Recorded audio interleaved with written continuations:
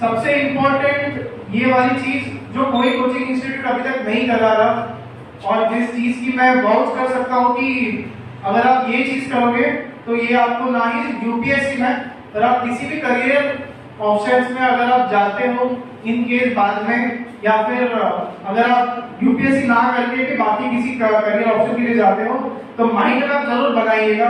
Mind map वो होते हैं जैसे अपने ब्रेन की नर्व्स होती है, ऐसी एक नर्व नहीं है। जैसे अपना ये बोन्स है, ये 5 बोन्स है, ये क्लियर है, तो ब्रेन में इतनी सारी नर्व्स है जो इंटरकनेक्टेड होती है। तो माइंड मैप्स भी ऐसे ही होता है कि एक डायग्राम होता है, उसको ऐसे 10 जैसे ट्री होती है, ऐसे सीधा ब्रांच है और ऐसे 3 ये साइड 3 ये साइड, वैसे ही माइंड मैप होगा। और हर एक में की पॉइंट लिखा जाता है कि 5 शब्दों से ज्यादा बड़ा एक पॉइंट नहीं होता। तो जब भी आप एग्जाम को पढ़ोगे 5 शब्द, वो पूरे एक माइंड मैप से आपका 10 पन्ने, एक पेज में आपके 10 पेज की समरी आ जाएगी। तो माइंड मैप वो होता है। माइंड मैप आपको एक टॉपिक की अंडरस्टैंडिंग दिलाता है, क्लियरिटी ऑफ एक्सप्रेशन दिलाता है कि आपको एग्जैक्टली एग्जाम में लिखना क्या है। क्योंकि यूपीएससी एग्जाम आपसे 250 शब्द से ज्यादा लिखने की ये नहीं देता। जैसे आप ग्रेजुएशन के एग्जाम में बहुत सारी चीजें लिखते जाते हो कि the sky is blue, blue is the sky. तो यूपीएससी में ऐसा आप नहीं लिख सकते क्योंकि उनका वर्ड लिमिट होता है 250 शब्द से ज्यादा लिखना ही नहीं है। तो 250 शब्द में भी क्या लिखना है, क्योंकि जब आप बहुत सारी चीजें पढ़ोगे तो क्या लिखना है ये ज्यादा इंपॉर्टेंट होता है। तो clarity of expression mind map के थ्रू बनेगा आपका, तो वो यहाँ पे इवैल्यूएट होगा। लॉजिकल रीजनिंग की क्या क्वेश्चन पूछा है और कैसे उसको अटेम्प्ट करना है ये इवैल्यूएट होगा।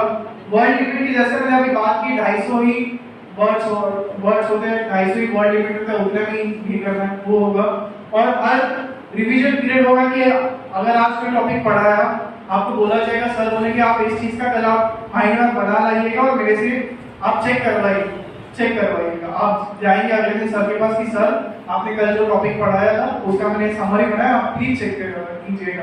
सर चेक करेंगे और सर आपको और गाइड करेंगे इसको कैसे इंप्रूव किया जा सकता है और इसमें क्या क्या मिसिंग है। और फिर हर 7वें 8वें दिन पे वो आप रिवाइज करते रहिएगा। जब भी आप माइंड मैप को रिवाइज कर रहे हो तो आप एक किताब को रिवाइज करने की तरह होता है। 100 पन्ने की किताब आप 9 से 10 पेजेस वाले माइंड मैप में आप खुद से ही बना के खुद ही क्लियर कर सकते हो। बालाजी करियर फाउंडेशन इंस्टीट्यूट का सबसे बेस्ट चीज ये है कि आप ऐसे नहीं कि आपने क्लास ज्वाइन किया और आप क्लास ही नहीं आ रहे हो, या आपने आप समझो जस्ट इन केस आपने ऑनलाइन ज्वाइन किया और आप क्लास देख ही नहीं रहे हो, बस आपने फीस पे कर दिया। जो भी आगे की चीजें होंगी, बालाजी करियर फाउंडेशन इंस्टीट्यूट आपकी पूरी क्लास अटेंडेंस की ये रखता है कि आप कितनी बार क्लास आ रहे हो, कितना टाइम दे रहे हो इस चीज को। दूसरा ये रखता है कि आपके टेस्ट के मार्क्स कितने आ रहे हैं।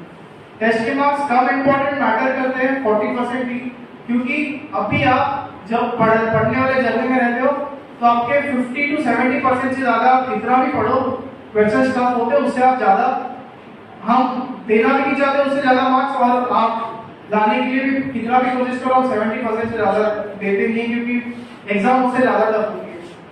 इसलिए टेस्ट के मार्क्स इंपॉर्टेंट है पर सबसे ज्यादा कॉन्सेप्ट क्लियरिटी इंपॉर्टेंट है, क्योंकि एग्जाम में तुम्हें कॉन्सेप्ट के ऊपर ही खेलना पड़ेगा। हम जो टेस्ट में पूछेंगे ये कोई ये नहीं है कि यही पूछा जाएगा, वहां पे आपको कॉन्सेप्ट के ऊपर ही क्वेश्चन आएंगे। हालांकि क्लास में जब टेस्ट होंगे वो कॉन्सेप्ट से रिलेटेड ही होंगे, बट जरूरी नहीं है कि वही क्वेश्चन पेपर में आप एक्सपेक्ट करके चलो कि हाँ मैं ये 10 क्वेश्चन पढ़ लूँ क्लास में जो पढ़ाया है और तो उसी बेसिस पे मेरा आगे का चीजें आएंगी। तो सबसे ज्यादा weightage Balaji career institute foundation का है कॉन्सेप्ट क्लियरिटी पे, दूसरा है क्लास अटेंडेंस पे कि आप क्लास अटेंड कर रहे हो, टेस्ट दे रहे हो, और तीसरा है टेस्ट के मार्क्स पे, क्योंकि मार्क्स पहले महीने में नहीं आएंगे, दूसरे में नहीं आएंगे, तीसरे में नहीं आएंगे, पर इवेंचुअली वो बढ़ेंगे। आप सारी चीजें मेंटर और टीचर के साथ, और आप 10 बार किसी टीचर को देखते हो, दिख रहे हो, तो टीचर आपको खुद बुलाएंगे, बोलेंगे कैसे चल रहा है पढ़ाई बताओ, और जैसे भी चलता हो आपको आगे हेल्प करेंगे। हमारा विजन है कि कंटेंट फॉर इंटेंट। आप जब भी यूपीएससी के बारे में पढ़ना स्टार्ट करोगे या एसएससी के बारे में पढ़ना स्टार्ट करोगे तो बहुत सारा कंटेंट अवेलेबल है, बहुत सारे अलग अलग कोचिंग क्लासेस का, बहुत सारी कोचिंग क्लासेस इसलिए कंटेंट डालते हैं कि बस उनका गूगल पे सबसे पहले नाम आ जाए, कि जब भी रिसर्च करो तो उनका सबसे पहले नाम आ जाए। पर जो चीज आपको 100 वर्ड्स में पता जा सकती है वो उसे 1000 वर्ड्स में ये करते हैं, ताकि आप उसे बस खेलते रहो, पूरे देखते रहो, पढ़ते रहो ये क्या है।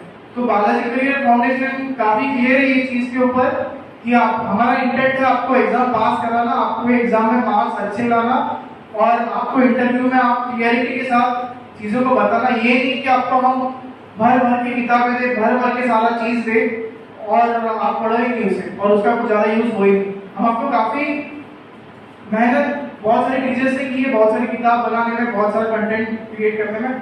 यही इंटेंशन से कि जितना हमने कंटेंट तैयार किया है, यही इंटेंशन से तैयार किया कि ये कंटेंट में ऐसे ही क्वेश्चन आने चाहिए। थोड़ा बहुत लक का फैक्टर होता है, पर 100% एफर्ट है बालाजी करियर फाउंडेशन इंस्टीट्यूट के कंटेंट लिमिटेड रहे और इंटेंट एग्जाम जितना भी कंटेंट है उसका एग्जाम पास होने के लिए रहे, ना कि बस बच्चा पढ़े जा रहा है और 2 साल खत्म हुआ। दूसरा है कि डिजर्विंग, हम चाह रहे हैं कि ऑफिसर बने, ना कि डिजायरिंग। डिजायरिंग में डिफरेंस ये है कि डिजायर बहुत जल्द करती कि मेरे को आईएएस ऑफिसर बनना है, आईपीएस ऑफिसर बनना है, मेरे को ये करना है, मेरे को वो करना है। पर डिजर्विंग वो होते हैं जो क्लास डेली अटेंड करते हैं, एमसीक्यू और आंसर राइटिंग डेली करते हैं, पीवाईक्यू डेली करते हैं, टीचर्स और मेंटर से आके हर बार मिलते हैं और उन्हें हर चीज की क्लियरिटी देते हैं।